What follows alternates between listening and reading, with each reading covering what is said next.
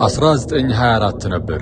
ቶፊቅ ከሊል ኢብራሂም የተባለ ሰው ኢየሱስ፣ ማርያም እና ዮሴፍ በስደት ወቅት በተጠጉባት በዘይቱን የተቀደሰ ስፍራ ቆሞ ሆቴል ለመገንባት ተዘጋጅቶ ሳለ በዛች ምሽት ቅድስት ድንግል ተገለጠችለት።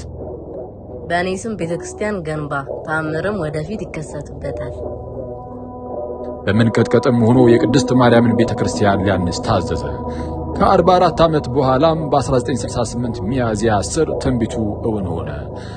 ታላቅ የብርሃን ነጸብራቅ ድንግል ማርያም ቤተክርስቲያኑ ላይ ተገለጠች።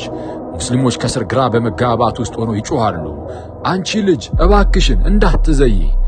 ነገር ግን ይህች የተጨነቀች ነፍስ አልነበረችም፣ ይልቁን የአምላክ እናት እንጂ። ለ3 ዓመታትም ተአምሩ ቀጠለ። ክርስቲያኖችን፣ ሙስሊሞችን፣ ሌሎችንም ሺዎችን እየሳበ ሰማይ ዘይቱን ነክታ ነበር።